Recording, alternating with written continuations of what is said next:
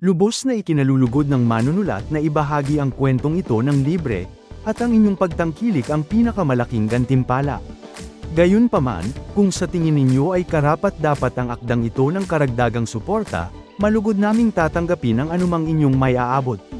Maaari po ninyong gamitin ang QR codes o ang bank account details na makikita sa inyong screen. Anumang halaga ay makatutulong upang patuloy na makalikha ng mga bagong kwento.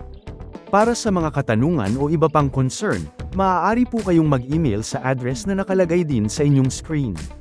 Tandaan po na hindi ito sa pilitan, kundi isang voluntaryong pagsuporta lamang. Maraming salamat po. Kung na-enjoy nyo ang mga kwento sa channel na ito, i-click mo na yung subscribe button sa baba.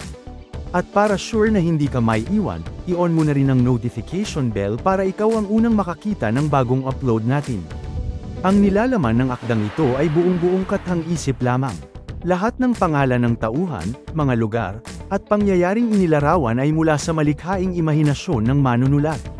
Kung mayroon mang pagkakahawig sa mga pangalan ng tao, lugar, o insidente sa tunay na buhay, buhay man o yumao, ito ay hindi intensyonal at isa lamang purong nagkataon. Nanigas sa kinatatayuan si Enzo. Sa bawat segundong lumilipas, ang gulat sa kanyang mga mata ay dahan-dahang napapalitan ng pait. Nararamdaman niya ang panginginig ng kanyang mga kamay na nakakapit sa saklay, at kahit anong pigil niya, may namumuong luha sa kanyang mga mata. Hindi dahil sa tuwa, kundi dahil sa galit na matagal niyang ibinaon. Bahagyang lumapit si Agnes kay Enzo, sapat lang para marinig ang bulong nito na puno ng pagtataka. Enzo, siya ba? Siya ba yung daddy ni Renz? Napatitig si Agnes sa lalaki at tila may rumihistro sa kanyang isipan. Nang laki ang kanyang mga mata nang mapagtanto kung sino ang nasa harap nila. Alam ni Agnes ang kwento ni Enzo, pero hindi kailanman na ibahagi sa kanya na ang lalaking minahal at nanakit sa kaibigan niya noon ay walang iba kundi ang tanyag at makapangyarihang may-ari ng isang malaking TV station, The William Montero. Hindi makasagot si Enzo. Parang umurong ang dila niya. Samantala, si William ay tila estatwa rin sa tapat nila. Ang katuwaan na makita muli si Enzo pagkatapos ng mahabang panahon ay biglang nalamangan ng kaba. Kitang-kita niya ang puot sa mukha ni Enzo. Nanlambot ang tuhod ni William nang bumaba ang tingin niya sa saklay na gamit ni Enzo. Nabahala siya. Hindi niya alam kung ano ang nangyari sa binata. Ngunit ang pag-aalalang iyon ay mabilis na hinaluan ng selos nang makita niya ang kamay ni Arnold na matatag na nakaalalay sa likuran ni Enzo. Kumulo ang dugo ni William. Sino ang lalaking ito? Bakit ito nakadikit kay Enzo? Napansin naman ni Arnold ang matalim na tingin ni William. Mas lalo niyang hinigpitan ang pagkakahawak sa siko ni Enzo, isang tahimik na pag-angkin at pagprotekta. Naiinis si Arnold.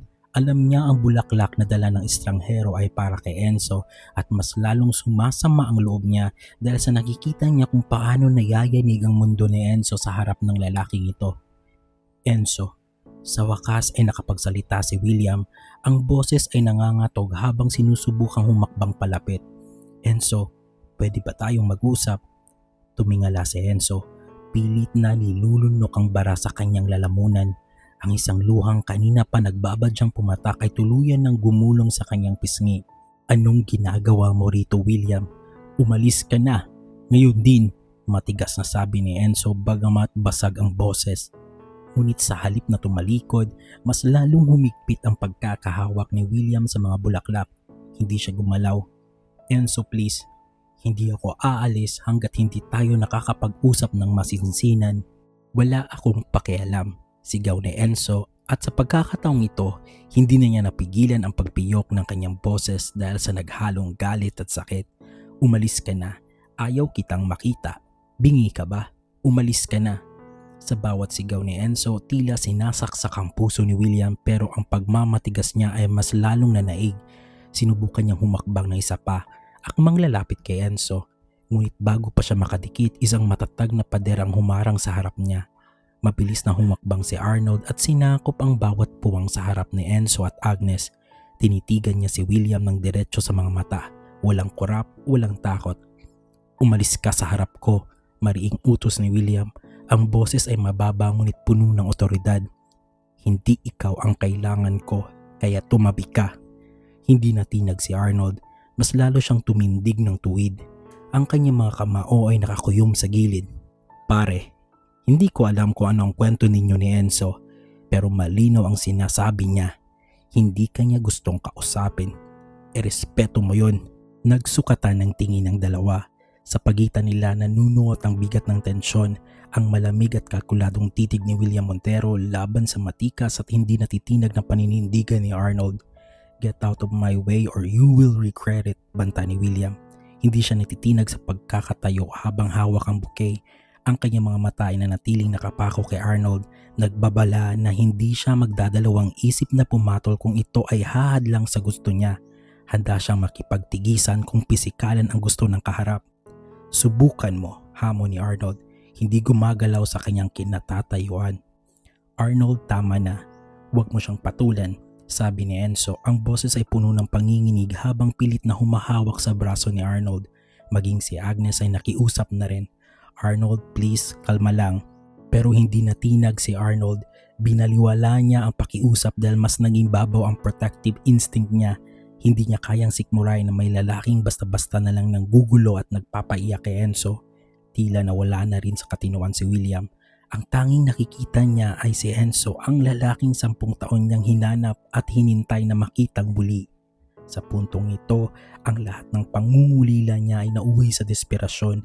Humakbang si William palapit, pilit na binabaliwala ang harang ni Arnold.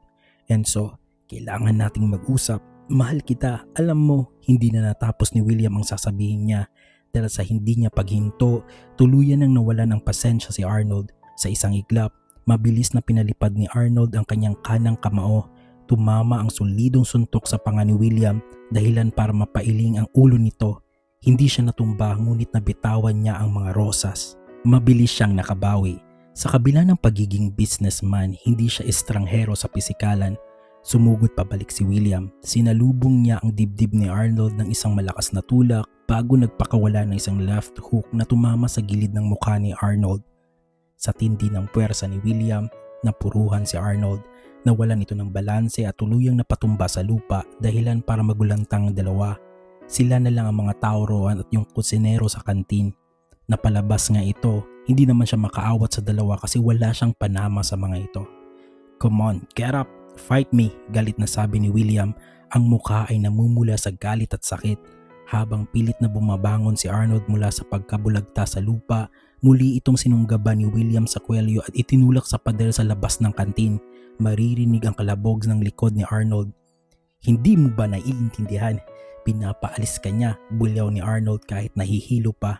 Wala akong pakialam kung sino ka pero hindi mo siya pwedeng saktan. Sa isang iglap, mabilis na nakabawi si Arnold. Mas matindi ang galit at mas agresibo. Pinaulanan ni Arnold si William ng sunod-sunod na malakas na suntok. Bawat tama ng kamao ni Arnold sa mukha at sikmura ni William ay may kasamang bigat ng puot. Nahilo si William. Hindi na siya makaganti at tila nawala ng lahat ng lakas niya sa bilis ng pag-atake ni Arnold. Duguan na ang kanyang labi, pumutok na ang kilay at halos gumuho ang kanyang tindig sa bawat suntok na tinatanggap niya. Arnold, tigil na, mapapatay mo siya, hysterical na sigaw ni Agnes.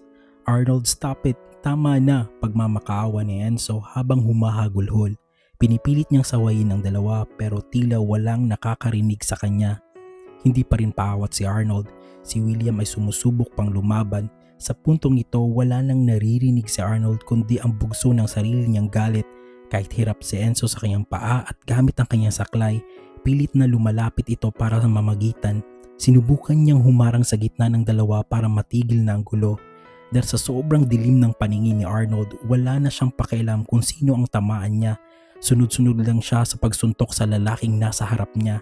Pero sa isang iglap, huli na nang mapagtanto niya ang nangyari. Imbis na si William, ang mukha ni Enzo ang sumalo ng isang pinakamalakas na suntok na direkta sa panga nito. Tila tumigil ang mundo. Maririnig ang malakas na tunog ng pagtama ng kamao ni Arnold sa mukha ni Enzo. Sa lakas ng impact, tumilapon ang saklay ni Enzo at tuluyan siyang nawala ng malay bago pa man bumagsak ang katawan niya sa lupa. Nanigas si Arnold sa kinatatayuan niya. Nakatitig sa kanyang sariling kamao bago dahan-dahang ibinaling ang tingin kay Enzo na nakahandusay na sa lupa. Ang galit na kanina ay nagpatakbo sa kanya ay biglang napalitan ng matinding takot. Enzo, Hoy Enzo, mabilis na lumuhod si Arnold at pilit niyang niyayanig ang balikat nito. Maging si William, sa kabila ng duguan niyang mukha at hirap na paghinga ay sumugo din palapit. Nagkatinginan ang dalawa sa gitna ng taranta. Sa isang iglap nawala ang tensyon ng kanilang pag-aaway. Walang salita at binuhat ni William si Enzo agad, pilit na tinitiis ang sakit ng sariling mga sugat at pagkirot ng kanyang katawan. Agad namang tumulong si Arnold sa pag-alalay sa ulo at katawan ni Enzo habang mabilis na kinakapa ang susi ng kotse sa kanyang bulsa. Mabilis ang takbo ng sasakyan ni Arnold patungo sa pinakamalapit na ospital. Si William ang nasa backseat, maingat na nakahilig sa kanya ang ulo ni Enzo habang si Agnes ay hindi tumitigil sa pag-iyak sa tabi ni Arnold sa harapan. Pagdating sa emergency room, mabilis na kinuha si Enzo ng mga nurses. Makalipas ang ilang oras, nailipat na si Enzo sa isang private room. Ang katahimikan sa loob ng silid ay nakakabingi. Nakaupo si Arnold sa isang tabi, nakayuko at nakasandal ang mga siko sa tuhod, habang si William naman ay nakatayo malapit sa bintana. Duguan pa rin ang suot at may mga benda na sa mukha. Wala sa kanilang dalawa ang nagtangkang magsalita. Ang tanging maririnig lang ay ang mahinang tunog ng aircon at ng regular na paghinga ni Enzo na mahimbing pa ring natutulog. Hindi na nakatiis si Agnes. Tumayo siya sa gitna ng dalawa. Ang mga mata ay namumula pa rin sa iyak pero puno ng talim ang tingin. Sana masaya kayong dalawa sa ginawa nyo, pabulong pero mariing simula ni Agnes. Tumingin siya kay William na tila diring-diri sa presensya nito bago hinarap si Arnold na hindi rin makatingin ng diretso sa kanya. Hindi ko alam kung anong klaseng pagmamalasakit yan, pero isa lang ang sigurado ako. Pareho kayong naging pabaya. Walang umimik. Nanatiling nakayuko si Arnold habang si William ay napapikit na lang. Pareho silang tikom ang bibig, nilalamon ng pagsisisi habang naghihintay na magmulat ng mata ang lalaking pareho nilang pinapahalagahan. Bumukas ang pinto ng private room at pumasok si Renz na halos kapos sa hininga. Nalaman niya ang nangyari dahil sa pagpunta niya sa kantin ay agad siyang sinalubong ng balita mula sa kusinero. Baka sa mukha ng binata ang matinding pag-aalala habang mabilis na lumalapit sa kama ni Enzo. Sandali niyang tiningnan ang walang malay na tito bago dahan-dahang bumaling sa kanyang ama. Matalim ang tingin ni Renz, punong-puno ng pagtatanong at inis. "What are you doing here, Dad? I thought you will arrive tomorrow." Hindi agad nakasagot si William, bakas ang gulat sa biglang pagdating ng anak. Huminga siya ng malalim bago sumagot. "When you called and you said you found your Tito Enzo here, pinaklear ko lahat ng schedule ko sa secretary ko." Hindi na sumagot si Renz. Sa halip, inilipat niya ang kanyang tingin kay Arnold. Mas matalim ang titig na ibinigay niya rito, isang tingin na tila nanunumbat sa nangyari. Hindi nakaimik si Arnold. Mas lalo siyang napayuko at hindi nakatingin ng diretsyo. Kitang-kita ang guilt sa bawat galaw ni Arnold habang pilit na iniiwas ang kanyang mga mata sa binata. Nanatiling tahimik ang buong silid. Maya-maya bumasag sa katahimikan ang boses ni Renz. Malamig, galit at puno ng disgusto. Wala siyang tinitingnan sa kanila pero alam ng lahat ng nandoon kung sino ang kanyang pinatutungkulan. "Para kayong mga bata," mariing saad ni Renz. Napatingin si William sa kanyang anak. Sa tanang buhay niya, pangalawang beses pa lang niyang nakitang ganito kagalit si Renz sa kanya. Ang huli ay noong bata pa ito, noong pilit niyang pinaghihiwalay ang magtito. Ngayon, muling nakita ni William ang parehong apoy sa mga mata ni Renz. At mas masakit ito dahil alam niyang siya naman ang mitsa ng galit na iyon. Maya-maya pa ay bumukas ang pinto at pumasok ang doktor kasama ang isang nurse para i-check ang mga vitals ni Enzo. Agad na tumayo si Renz, bakas ang hindi mapakaling disposisyon. "Dok, kamusta na po siya? Bakit hanggang ngayon hindi pa siya nagigising?" tanong ni Renz. Ngumiti ng bahagya ang doktor para pakalmahin ang mga nandoon. "Stable naman ang vitals niya kaya huwag kayong masyadong mag-alala. Nakatulog lang din siguro siya sa pagod at sa shock na nangyari. Pero para makasiguro tayo, isa sa ilalim natin siya sa CT scan o MRI. Standard procedure lang ito pagdating sa mga head impact na nagresulta sa pagkahimatay para lang masiguro nating walang kahit anong komplikasyon sa loob." Bahagyang nakahinga ng maluwag si Arnold sa narinig pero nanatili pa rin siyang nakayuko dahil sa guilt. Maging si William ay bahagyang napakali. Ramdam ang pagsisisi habang nakatingin sa walang malay na si Enzo. Ipinagpatuloy ng doktor ang pagsusuri at napako ang tingin sa kanang paa ni Enzo. By the way, isasabay na rin namin ang pag-check sa kanyang paa. Napansin kasi namin na parang hindi maganda ang pagkakahil ng dati niyang injury. Mukhang napabayaan ito ng matagal ng panahon kaya titingnan namin kung gaano nakalala ang pinsala sa mga buto o nerves para malaman natin ang tamang treatment. Kailan po ang test, Doc? Tanong ni William.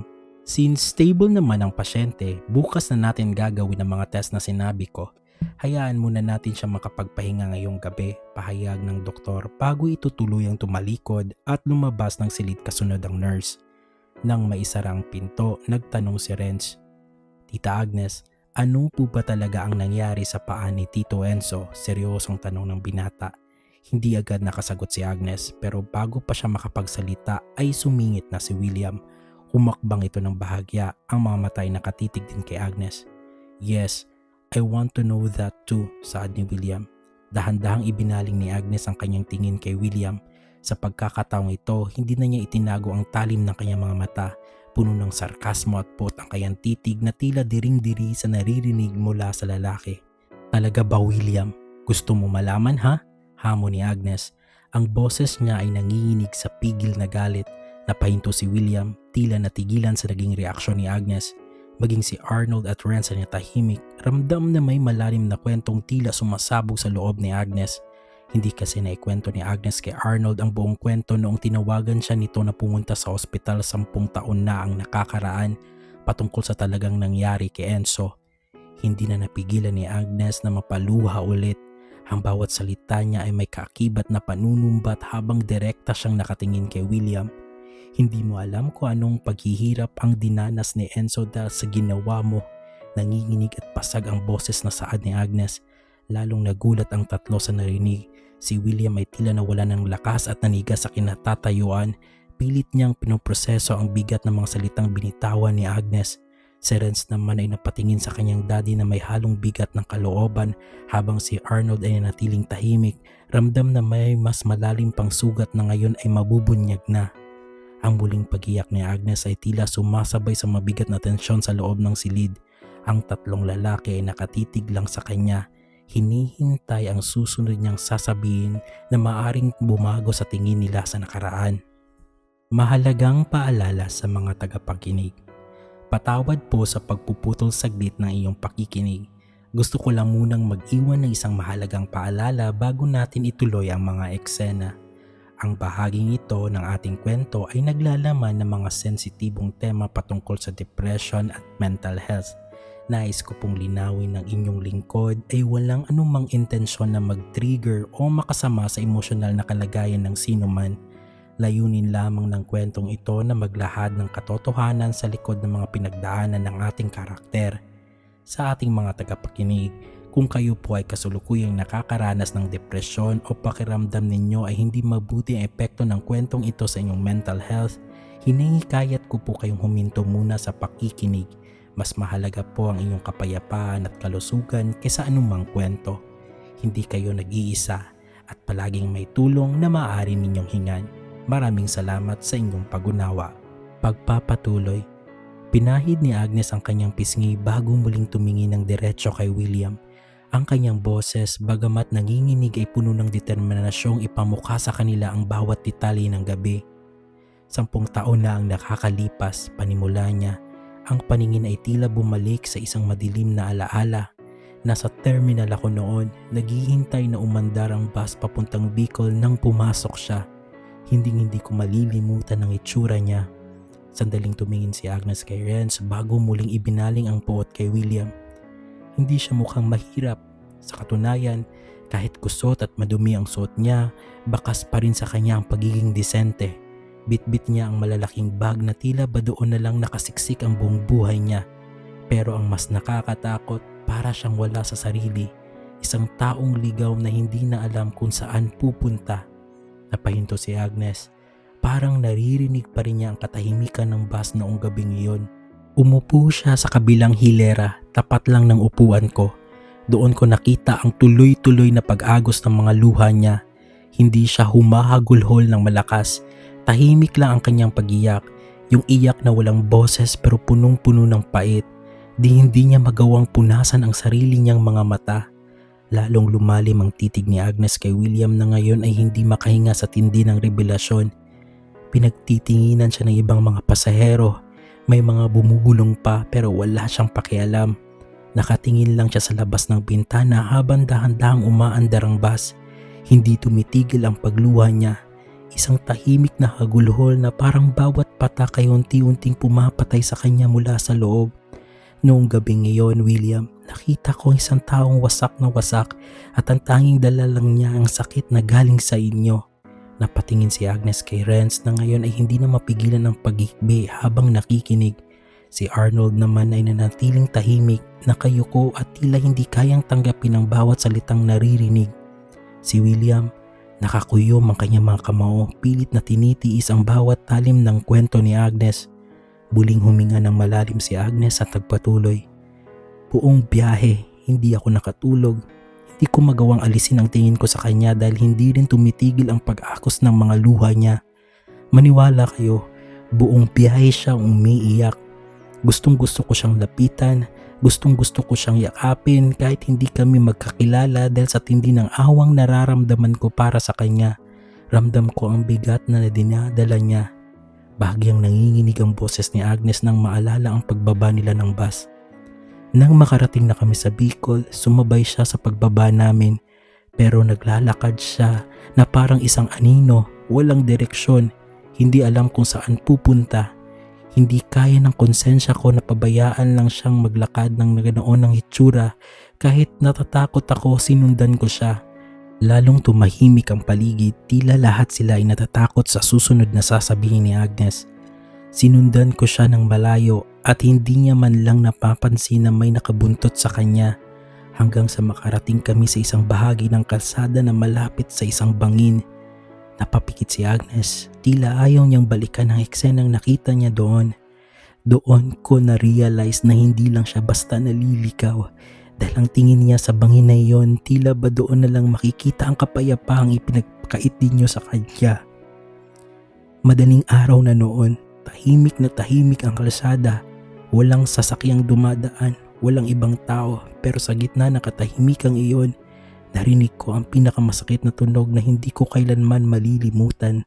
Huminga siya ng malalim, pilit na kinakaya ang susunod na sasabihin. Nang makarating siya sa gilid ng bangin, binitawan niya ang mga bag niya at doon na siya tuluyang bumigay. Ang tahimik na pag-iyak niya sa bus ay naging isang napakalakas at napakasakit na hagulhol. Humarap siya sa kawalan, sa dilim ng bangin at sumigaw siya ng napakasakit na bakit?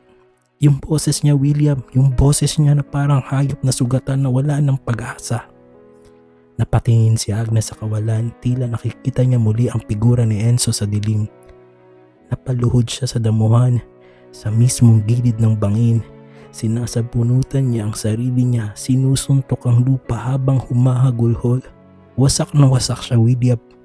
Parang bawat parte ng pagkatao niya ay dinudurog ng mga alaala niyo. Nakita ko siyang tumingala sa langit. Ang mukha ay basang-basa ng luha at putik. Nagtatanong kung bakit kailangan mangyari sa kanya ang lahat ng ito. Lumingon si Agnes kay William na ngayon ay napahawak na sa mesa para hindi matumba. Ni hindi niya naramdaman na nasa likod niya lang ako. Nakaharap siya sa bangin, dahan-dahang tumatayo. Ang mga paa niya nasa mismong dulo na ng kamatayan. Doon ko nakita sa mga mata niya na wala na siyang takot mamatay. Dahil sa tingin niya, matagal na ninyong pinatay ang kaluluwa niya bago pa man siya nakasakay sa bus. Huminto saglit si Agnes para huminga ng malalim. Pilit na pinapakalma ang kanyang dibdib na tila sasabog na sa bigat ng alaala. Akmang tatalon na siya. Pagpatuloy ni Agnes, ang boses ay halos pabulong na lang sa tindi ng emosyon. Nakita ko ang pagangat ng paa niya, kaya wala na akong sinayang na segundo. Tumakbo ako at hinawakan ko siya ng buong lakas. Sumigaw ako, sabi ko, huwag, maawa ka sa sarili mo. Napahikbi si Agnes nang maalala ang galit sa mga mata ni Enzo noon. Pero William, hindi ko malilimutan ang sinabi niya. Sinigawan niya ako, pinagtabuyan niya ako at sinabing huwag ko siyang pakialaman. Nagbuno kami sa gilid ng bangin. Ayaw niya magpaawat. Gustong-gusto na niyang bumitaw sa buhay hanggang sa gitna ng pagpupumiglas niya napadulas ang kanang paa niya sa madulas na gilid na bangin. Nanginginig si William sa narinig at dumadaloy na ang mga luha sa kanyang mga mata habang si Renz ay nayayakap ang sarili at napapapikit na lang sa takot. Tumutulo na din ang maraming luha nito. Hindi siya tuluyang nahulog dahil hindi ko siya binitawan. Kumapit ako sa kanya ng buong lakas kahit ramdam ko na ang bigat niya. Pilit pa rin siyang sumisigaw. Bitawan mo ko, hayaan mo na ako, pero hindi ko siya sinukuan. Habang nakalaylay siya sa bangin at tanging kamay ko lang ang nagdurugtong sa buhay niya, duguan na pala ang kanang paa niya. Naipit at tumama ito sa matatalas na bato at nakausling na bakal sa gilid ng bangin noong nadulas siya. Buti na lang talaga may dumating na sasakyan at huminto. Nakita nila kami sa ganoong posisyon. Si Enzo nakasapit sa kamatayan at ako pilit siyang sinasalba. Nagtulong-tulong sila hanggang sa maiahon namin ang wasak na si Enzo. Nailigtas namin ang buhay niya, pero ang paa niya ay talagang napuruhan. Wala siyang ibang ginawa kundi umiyak ng malakas na parang bata. Gusto ko siyang yakapin at sabihan na pwede akong maging kakampi niya. Naubos na ang lakas ni Enzo at tuluyan itong nawala ng malay. Nang makapunta na kami sa ospital, doon na kita tinawagan na Arnold. Tumingin si Agnes kay Arnold. Nakakuyom ang makamao at nakatingin sa walang malay na si Enzo. Ang sakit pala ng pinagdaanan ni Enzo. Kung alam niya lang, mas pinag-igihan pa niya ang pagtulong dito. Galit na galit siya, pero sa kabila ng tensyon, hindi rin napigilan ang paghagos ng kanyang mga luha. Binalot ng matinding hagulhol ang buong silid. Hindi na nakayanan ni Renz ang narinig. Agad siyang lumapit at napayakap sa kanyang tito Enzo. Humahagulhol ang binata. Ang kanyang mukha ay basang-basa ng luha habang nakasubsob sa gilid ng higaan. Si William ay tila nawala ng buto sa kanyang mga binti. Dahan-dahang napaluhod sa sahig sa mismong gilid ng kama ni Enzo. Ang kanyang mga balikat ay nayayanig sa tindi ng kanyang pagiyak. Patawarin mo ko, mahal ko. Garalgal ang boses ni William. Masyado ako nabalot ng galit. Naging bulag ako. Muntikan pa kitang mapatay. Tanggap ko kung hindi mo na ako mapapatawad. Patuloy pa rin ang paghagos ng mga luha ni Agnes habang pinagmamasdan ng mag-ama. Ilang oras ang lumipas ngunit nanatiling mahimbing ang tulog ni Enzo. Hindi rin umalis ang mag-ama sa tabi ng kanyang higaan. Tila binabantayan ang bawat paghinga nito. Si Agnes naman ay kailangan ng umuwi. Bagamat napagdesisyonan niyang hindi muna magbukas ng kantin bukas, kailangan pa rin niyang masuri ang kanyang bahay at ayusin ang ilang mga bagay. Lumapit siya kay William para magpaalam.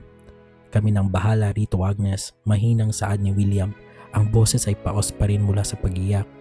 Huwag kang mag-alala, hindi ko siya papabayaan. Babawi ako sa kanya. Bumuntong hininga si Agnes. Puno ng pag-aalinlangan pero kailangang magtiwala. Sige. Pero William, kung sakaling magising siya at hindi pa siya handang kausapin ka, please, huwag mong pilitin. Huwag nating dagdagan ng bigat na nararamdaman niya. Biglang sumabat si Renz, bakas ang determinasyon sa kanyang mga mata. Huwag po kayong mag-alala, Tita Agnes. Ako po ang bahala sa kanya. Salamat, Renz, sagot ni Agnes, bahagyang gumaan ang loob sa katapatan ng binata. Pagkatapos ay dahan-dahang bumaling si Agnes kay Arnold na kanina patahimik sa isang tabi. Aalis muna ako, Arnold. Kung magpapaiwan ka rito, please, kalma lang ha. Para kay Enzo, mahinang bilin niya. Tinitingnan ang mukha ni Arnold na bakas pa rin ang pagod. Bumuntong hininga ng malalim si Arnold, pilit na ibinababa ang tensyon sa kanyang katawan. Pasensya na sa inyo ni Enzo, Agnes. Paghingi niya ang pangumanhin. Hatid na kita. Tapos babalik na lang ako rito. Sige, ikaw bahala, maikling sagot ni Agnes. Bago lumabas, tumingin muna si Arnold kay Renz. Renz, hatid ko muna ang Tita Agnes mo, bilin niya sa binata. Pagkatapos ay ibinaling niya ang tingin kay William.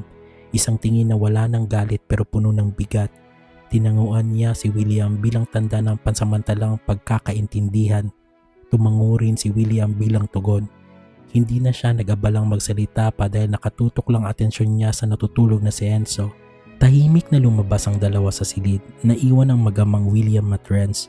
Nang tuluyan ang makalabas sina Agnes at Arnold, tumingin si William sa kanyang anak. Ang kanyang mga mata ay puno ng pagod at pagsisisi. Kid, I am so sorry for the things I have done. This is all my fault. Basag ang boses ng pag-amin ni William. Alam ko dad, it's your fault, diretsong sagot ni Renz. Ngunit walang halong pait ang kanyang boses kundi purong lungkot. Pero hindi kita sisisihin. Ang importante, maging okay si Tito Enzo. Kasabay ng kanyang mga salita, tumulo naman bigla ang luha ni Renz. Hindi niya mapigilan ang emosyon habang nakatitig sa maputlang mukha ni Enzo. Ang dami niyang pinagdaanan dad. Muntikan pang mawala si Tito sa atin ng panghabang buhay. Hindi ko kayang isipin yun dad. Ang sakit-sakit isipin na sobrang nasaktan si Tito. Napayuko si William. Tila lalong bumigat ang pasan ng kanyang dibdib. I really am so sorry. Huminga ng malalim si Renz at tiningnan ang kanyang ama. Napatawad na kita dad, di ba? Matagal na. Kay Tito ka dapat humingi ng tawad. Maintindihan ko dad kung hindi na siya sasama sa atin. Napapikit si William. Tinatanggap ang masakit na katotohanan ng binitawan ng kanyang anak. I know kid, I know. Lumalim ang gabi at kasabay nito ang pagbuhos ng mga damdaming matagal nang kinikimkim ng mag-ama habang hindi inaalis ang paningin kay Enzo. Maya-maya tumayo si William at sinabihan ng anak, Kid, I'll go downstairs. Bibili lang ako ng food and drinks for us. Is there anything you want me to buy? Sinabi naman ni Renz ang gusto niyang naipabili. Tumango si William, muling sumulyap ng matagal kay Enzo bago tuluyang lumabas ng silid. Naiwan si Renz na mag-isa sa katahimikan ng kwarto. Hinila niya ang upuan palapit sa kama ni Enzo at dahan-dahang pinagmasdan ang mukha nito. Hinihintay anumang senyales na magigising na ang kanyang tito. Lumabas muna si William sa lobby at tumuloy sa garden area ng ospital para magpahangin. Malalim ang bawat buntong hininga niya habang nakatingala sa madilim na langit. Punong-puno ang isip niya ng mga imahe ni Enzo. Ang sugat nito, ang paghihirap at ang katotohanan siya ang dahilan ng lahat ng iyon. Ang lalim ng iniisip natin pariya, bahagyang nagulat si William at lumingon. Si Arnold pala, naglalakad palapit sa kanya na may dalang 2 lata ng kape. Inabot nito ang isa kay William. Thanks. Maikling sagot ni William habang tinatanggap ang kape. Saglit na namayani ang katahimikan sa pagitan nila. Hindi ang katahimikang puno ng galit, kundi ang katahimikang dala ng pagod at pagtanggap. Arnold, I'm sorry. Naunang magsalita si William. Ang kanyang boses ay puno ng katapatan. I'm sorry for everything, for being so arrogant, for the things I said, and for what happened to Enzo. I was so blinded by my own ego. Huminga ng malalim si Arnold. Ako rin pare. I'm sorry. Masyado rin ako nagpadala sa init ng ulo. I should have been the bigger person pero mas pinili ko makipag-upakan sa iyo sa halip na isipin si Enzo. Tumingin si Arnold kay William. Wala na ang talim ng kanyang mga mata. We both messed up pare. Ang sakit lang isipin na kailangan pang umabot sa ganito bago tayo matauhan. You're right, mahinang sagot ni William. Hindi ko alam kung paano babawi kay Enzo. I don't even know if he'll ever want to see me again. Tinapik ni Arnold ang balikat ni William. Isang simpleng galaw na nagpahiwatig ng kanilang pagkakasundo. Hayaan muna nating magising siya. Ang mahalaga ngayon, he is good. At least he's safe. We need to be strong for him, William. He need us more than ever. Huminga ng malalim si Arnold at tumingin ng diretso sa mga mata ni William. Pero pare, I know now that you both had a past. And looking at how he reacted, I think Enzo still has feelings for you. Ramdam ko yon. Gumaan ang pakiramdam ni William. Salamat Arnold, and I'm sorry. I know mahalaga din si Enzo sa'yo. Thank you for not giving up on him and for staying. Alam mo bang 10 taon din ako nagparamdam sa kanya? 10 taon akong parang nanligaw sa kanya. Now I know why hindi kayang suklian ni Enzo kung anong nararamdaman ko sa kanya. I am just a friend, William. Mapait nang ngumiti si Arnold. Tinapik ni William ang balikat ni Arnold. Marami pa silang napag-usapan, hindi lang tungkol kay Enzo, pero nasama na din ang tungkol sa mga negosyo.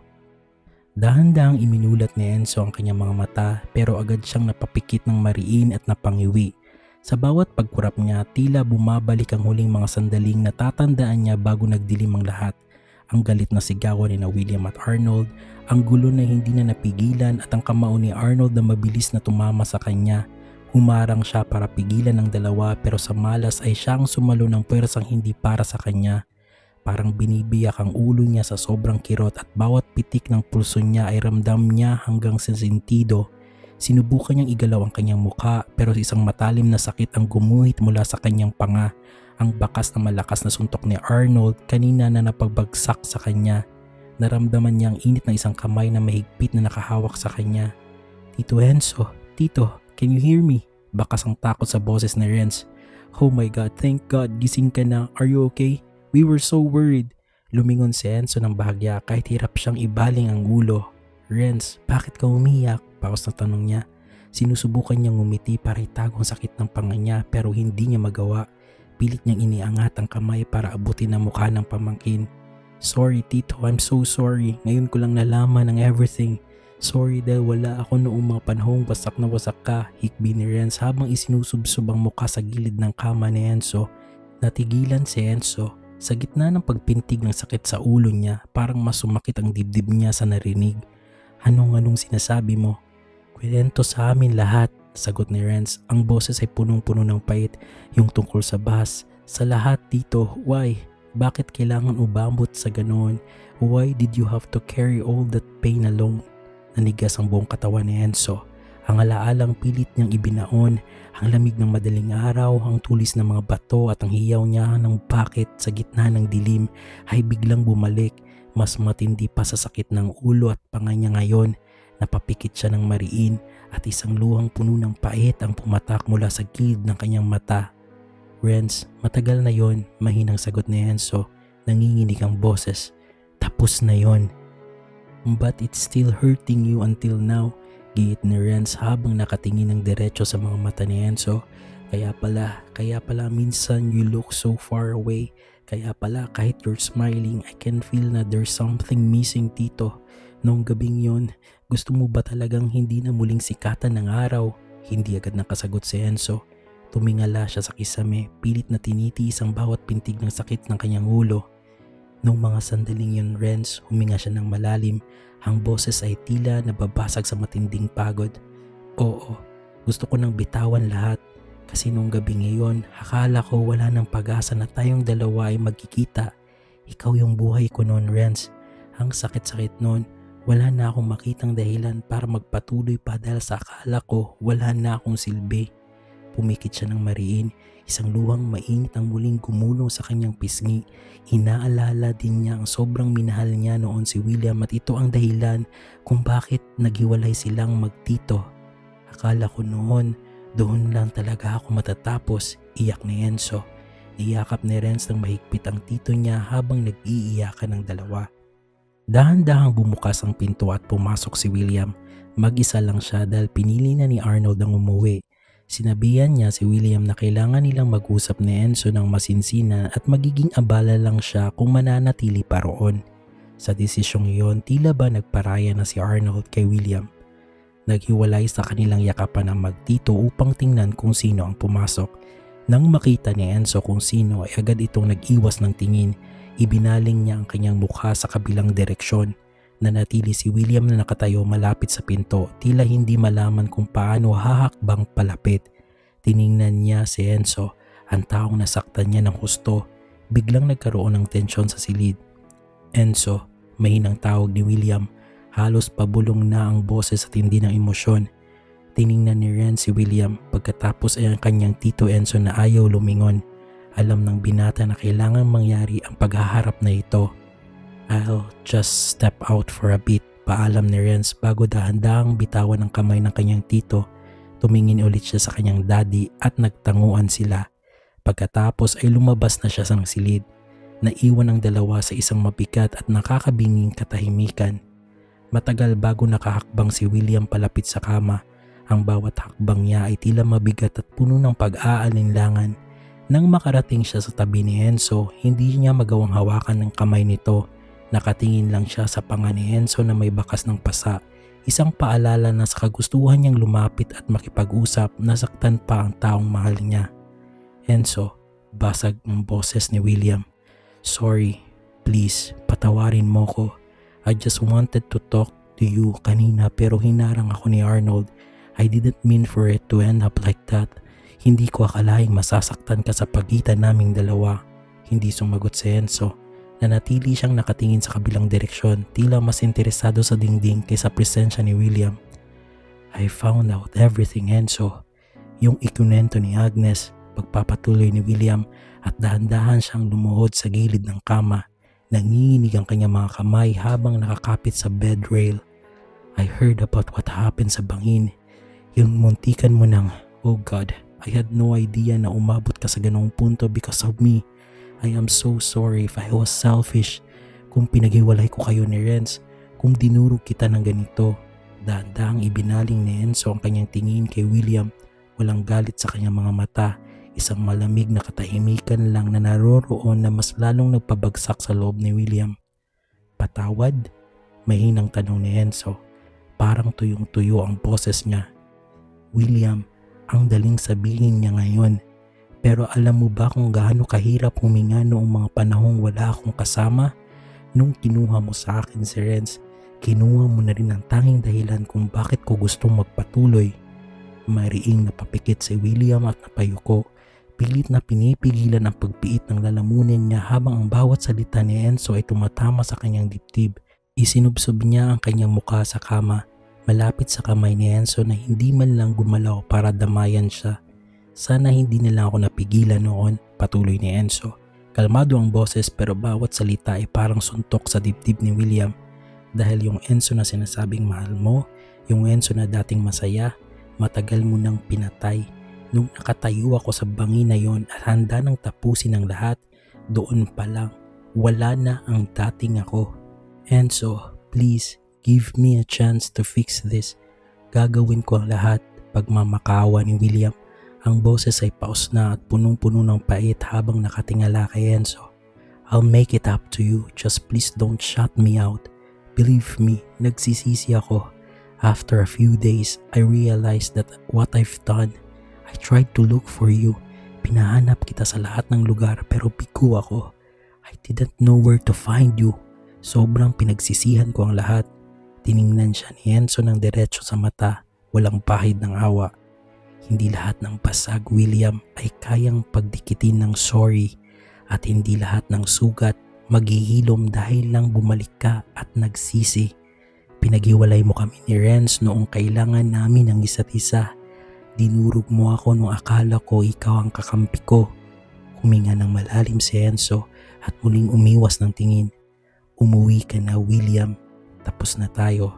Matagal na tayong tapos.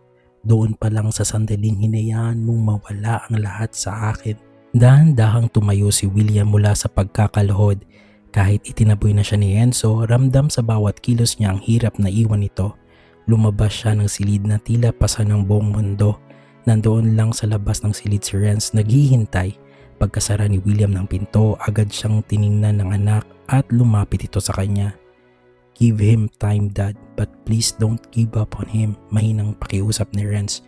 Tumingin si William sa anak. Ang kanyang mga mata ay puno ng determinasyon sa gitna ng sakit. No, Renz, I won't give up on him. I love your Tito Enzo so much. Now that I have found him again, di ko na siya papakawalan pa. Huminga ng malalim si William at pilit na nagpakatatag sa harap ng anak. Pumasok ka muna, Renz. Bantayan mo muna si Tito Enzo mo. Sa labas lang ako. Don't tell him na hindi ako umalis. Nandoon lang yung food mo at nang sa tito mo sa mesa. Okay, Dad, sagot ni Renz. Naglakad palayo si William, sapat lang para hindi siya makita ni Enzo sakaling tumingin ito sa labas. Saka lang binuksan ni Renz ang pinto at muling pumasok sa loob.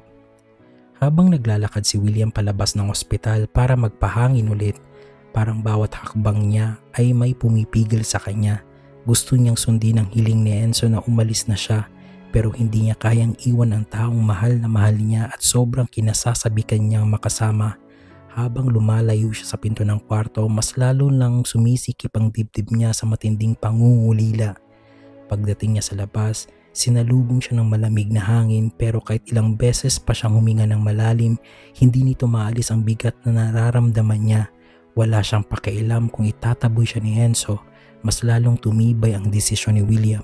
Alam niyang malaki ang pagkukulang niya Alam niyang hindi mabubura ng isang sorry ang lahat ng hirap ni Enzo noong mga panahong mag-isa ito at nasasaktan. Pero sa halip na panghinaan ng loob, mas lalo niyang naramdaman na hindi niya pwedeng hayaang mawala uli si Enzo. No, I won't give up on you, my love. Bulong niya sa sarili habang nakatingin sa malayo. Para kay William, hindi na ito tungkol kung anong gusto niya. Ito ay tungkol sa pagpapatunay na sa pagkakataong ito, siya naman ang mananatili.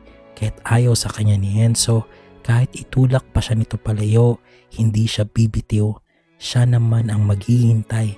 Siya naman ang magpapatunay na kaya niyang maging sandigan ni Enzo kahit may pagkakamali siyang nagawa. Hindi siya susuko dahil naramdaman na niya noon kung gaano kahirap mawala si Enzo at hindi na niya hahayaang mangyari uli yon. Dahil sa dulo ng lahat, si Enzo lang naman ang mahal niya at sa pagkakataong ito, gagawin niya ang lahat para mabuo ulit ang tiwalang sinira niya.